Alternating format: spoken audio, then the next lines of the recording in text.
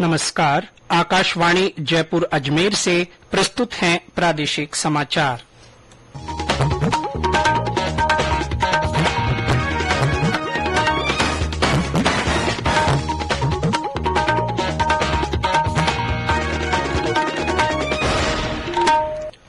मुख्य समाचार।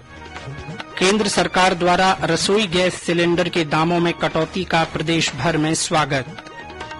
राज्य मंत्रिपरिषद की कल हुई बैठक में राजस्थान मिशन 2030 और सुचारू विद्युत आपूर्ति को लेकर समीक्षा की।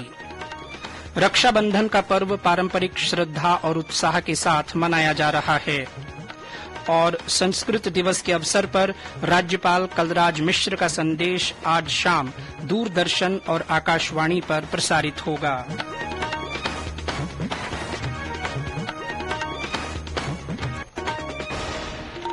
समाचारों के साथ मैं जितेंद्र सिंह पूनिया। और अब समाचार विस्तार से। केंद्र सरकार द्वारा रसोई गैस सिलेंडर के दामों में की गई कटौती के निर्णय का प्रदेश में स्वागत हुआ है। बड़ी संख्या में महिलाओं ने केंद्र के इस निर्णय की सराहना की है। पूर्व मुख्यमंत्री वसुंधरा राजे ने इसका स्वागत करते हुए कहा कि प्रधानमंत्री नरेंद्र मोदी ने पिछले 9 वर्षों में गरीब कल्याण का जो संकल्प लिया है वह उनकी योजनाओं और फैसलों में साफ नजर आ रहा है। उन्होंने कहा कि प्रधानमंत्री ने पहले उज्ज्वला योजना के तहत महिलाओं को चूल्हे के धुएं से मुक्ति और अब गैस सिलेंडर पर अतिरिक्त सब्सिडी देकर बहनों को रक्षाबंधन के पर्व पर दोहरी सौगात दी है। गौरतलब है कि केंद्र सरकार ने सभी उपभोक्ताओं के लिए रसोई गैस सिलेंडर की कीमत में 200 रुपए की कमी करने की घोषणा की है। केंद्रीय मंत्री अनुराग ठाकुर ने बताया कि इसका फायदा देश के 33 करोड़ उपभोक्ताओं को मिलेगा। 75 लाख महिलाओं को उज्ज्वला योजना के तहत नए कनेक्शन भी दिए जाएंगे। ओणम और रक्षाबंधन के इस पावन अवसर पर प्रधानमंत्री मोदी जी ने निर्णय लिया है कि 200 रुपया गैस सिलेंडर के दाम कम किए जाएंगे। सभी उपभोक्ताओं के लिए 200 रुपए दाम कम होंगे, जिनमें से 9 करोड़ 60 लाख उज्ज्वला गैस सिलेंडर जो हमने मुफ्त में गैस कनेक्शन दिए थे और उज्ज्वला गैस योजना वालों को 200 रुपया सब्सिडी पहले ही मिलती है। एक बार देश की लाखों बहनों के लिए फिर प्रधानमंत्री मोदी जी ने बड़ा तोहफा दिया है कि 75 लाख बहनों के लिए उज्ज्वला गैस योजना के अंतर्गत उनको गैस कनेक्शन मिलेंगे। उनको 1 रुपया भी नहीं देना पड़ेगा। गैस कनेक्शन भी मुफ्त मिलेंगे, पहला सिलेंडर भी, पाइप भी, चूल्हा भी। देश में 1 वर्ष के भीतर 1000 खेलो इंडिया केंद्र स्थापित किए जाएंगे। केंद्रीय युवा कार्यक्रम और खेल मंत्री अनुराग ठाकुर ने कल राष्ट्रीय खेल दिवस के अवसर पर नई दिल्ली में ये घोषणा की। उन्होंने कहा कि खेलो इंडिया केंद्र से पूर्व एथलीटों को रोजगार के अवसर के साथ ही उभरते खिलाड़ियों को दिग्गज खिलाड़ियों से मार्गदर्शन का मौका मिलेगा। श्री ठाकुर ने कहा कि हर खिलाड़ी को अपने केंद्र के लिए उपकरण खरीदने के लिए 5 लाख रुपए और परिचालन खर्च के लिए हर साल 5 लाख रुपए दिए जाएंगे। भारतीय अंतरिक्ष अनुसंधान संगठन इसरो ने कहा है कि प्रज्ञान रोवर के लेजर युक्त ब्रेक डाउन स्पेक्ट्रोस्कोप ने पहली बार चांद के दक्षिणी ध्रुव के पास की सतह में सल्फर की उपस्थिति की पुष्टि की है। इसरो ने एक सोशल मीडिया पोस्ट में कहा है कि रोवर के स्पेक्ट्रोस्कोप ने आशा के अनुरूप aluminium, calcium, iron, chromium, titanium, manganese, silicon और ऑक्सीजन का भी पता लगाया है। इसरो की पोस्ट में कहा गया है कि हाइड्रोजन की खोज अभी जारी है। केंद्रीय मंत्रिमंडल ने चंद्रयान 3 मिशन की ऐतिहासिक सफलता की सराहना करते हुए कल एक प्रस्ताव पारित किया।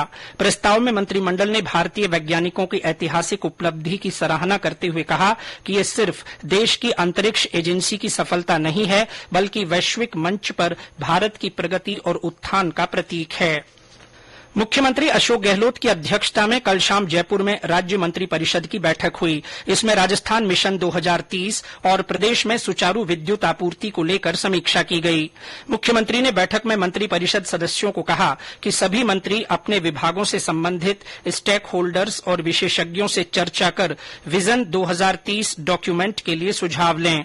उन्होंने कहा कि राजस्थान मिशन 2030 के लिए मुहिम चलाकर अर्थशास्त्रियों, लेखकों, पत्रकारों, विद्यार्थियों, सरकारी कर्मचारियों, अधिवक्ताओं, किसानों, मजदूरों, महिलाओं, युवाओं, बुद्धिजीवियों और खिलाड़ियों सहित 1 करोड़ प्रदेशवासियों से सुझाव लिए जाएंगे। राज्य सरकार इन सुझावों को शामिल कर मिशन 2030 का विजन डॉक्यूमेंट जारी करेगी। मुख्यमंत्री ने प्रदेश में सुचारू विद्युत आपूर्ति सुनिश्चित कराने के लिए ऊर्जा विभाग को निर्देश दिए। मुख्यमंत्री अशोक गहलोत की अध्यक्षता में हुई मंत्रिमंडल की बैठक में Rajasthan part time contractual hiring rules 2023 का अनुमोदन किया गया। इसमें पार्ट टाइम कार्मिकों को सेवा समाप्ति पर 2 से 3 लाख रुपए तक का आर्थिक सहायता पैकेज मिलेगा। इसके अलावा मंत्रिमंडल ने जयपुर में जेम बोर्ड्स की स्थापना और विभिन्न संस्थाओं को भूमि आवंटन जैसे महत्वपूर्ण निर्णय भी लिए। साथ ही जीव जंतु कल्याण बोर्ड का नाम अमृता देवी राज्य जीव जंतु कल्याण बोर्ड करने का भी फैसला लिया गया है। ये समाचार आकाशवाणी जयपुर अजमेर से प्रसारित किए जा रहे हैं। समाचार बुलेटिन में आपका फिर स्वागत है। भाई बहन के स्नेह का प्रतीक रक्षाबंधन का पर्व प्रदेश भर में आज पारंपरिक श्रद्धा और उत्साह के साथ मनाया जा रहा है। बहनें अपने भाइयों की कलाई पर राखी बांधकर उनकी लंबी आयु की कामना कर रही हैं। भाई भी बहनों की रक्षा का वचन देकर उन्हें उपहार दे रहे हैं। इस दौरान बाजारों में राखी और मिठाई की खरीदारी के लिए चहल पहल बढ़ गई है। इस अवसर पर राष्ट्रपति द्रौपदी मुर्मू ने लोगों को बधाई दी है। उन्होंने अपने संदेश में कहा कि ये त्योहार लोगों को बहनों और बेटियों की रक्षा करने तथा देश के सम्मान को सुरक्षित रखने का संदेश देता है। राष्ट्रपति ने आशा व्यक्त की कि प्रेम, स्नेह और विश्वास के इस त्योहार से समाज में सौहार्द की भावना विकसित होगी और महिलाओं के प्रति सम्मान बढ़ेगा। उपराष्ट्रपति जगदीप धनखड़ ने रक्षाबंधन की शुभकामनाएं देते हुए कहा कि ये त्योहार प्यार के उस खूबसूरत बंधन का प्रतीक है जो भाइयों और बहनों को बांधता है। राज्यपाल कलराज मिश्र और मुख्यमंत्री अशोक गहलोत ने प्रदेशवासियों को रक्षाबंधन की शुभकामनाएं दी हैं। श्री मिश्र ने अपने संदेश में प्रदेशवासियों से राखी के धागों की तरह प्रेम और विश्वास के बंधन में पूरे समाज को जोड़ने का संकल्प लेने का आह्वान किया है। मुख्यमंत्री श्री अशोक गहलोत ने अपने संदेश में कहा कि राज्य सरकार महिलाओं की सुरक्षा, संरक्षण और सशक्तिकरण के लिए प्रतिबद्ध है। बाड़मेर में रक्षाबंधन का पर्व पारंपरिक तरीके से मनाया जा रहा है। और ब्यौरा हमारे संवाददाता से। बाड़मेर जिले में आज रक्षाबंधन का पर्व परंपरागत तरीके से मनाया जा रहा है। बहनें अपने भाइयों की कलाइयों पर राखियां बांध रही हैं। जिले की पाकिस्तान से लगती अंतर्राष्ट्रीय सरहद पर तैनात सीमा सुरक्षा बल के जवानों में रक्षाबंधन को लेकर विशेष उत्साह बना हुआ है। अंतर्राष्ट्रीय हस्तशिल्प डिजाइनर डॉक्टर रूमा देवी समेत कई महिलाओं ने कल भारत पाक बॉर्डर पर बीएसएफ के जवानों की राखियां बांधकर उनके साथ रक्षाबंधन मनाया। जसवंत सिंह रूडी, आकाशवाणी समाचार, बाड़मेर। प्रदेश में रक्षाबंधन के मौके पर महिलाओं को राजस्थान रोडवेज की बसों में मुफ्त यात्रा की सुविधा दी गई है।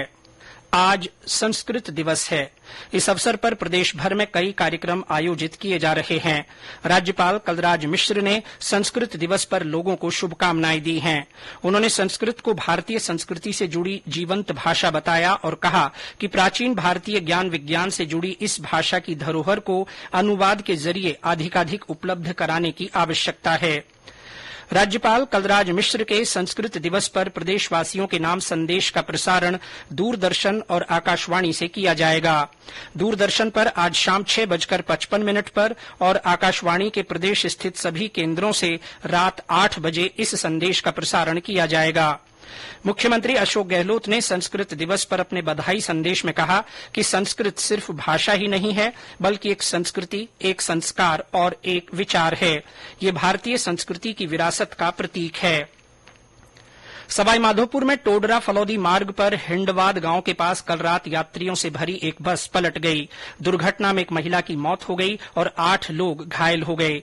घायलों को सवाईमाधोपुर के अस्पताल में भर्ती करवाया गया है। गंभीर रूप से घायल एक व्यक्ति को जयपुर रेफर किया गया है। उदयपुर के महाराणा प्रताप कृषि और प्रौद्योगिकी विश्वविद्यालय के पेंशनर्स को अब बकाया भुगतान किया जा सकेगा।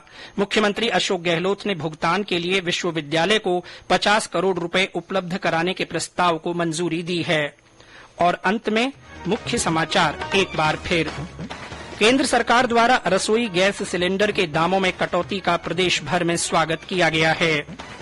राज्य मंत्रिपरिषद की कल हुई बैठक में राजस्थान मिशन 2030 और सुचारू विद्युत आपूर्ति को लेकर समीक्षा की गई। रक्षाबंधन का पर्व पारंपरिक श्रद्धा और उत्साह के साथ मनाया जा रहा है। और संस्कृत दिवस के अवसर पर राज्यपाल कलराज मिश्र का संदेश आज शाम दूरदर्शन और आकाशवाणी पर प्रसारित होगा। इसके साथ ही प्रादेशिक समाचार बुलेटिन समाप्त हुआ। नमस्कार।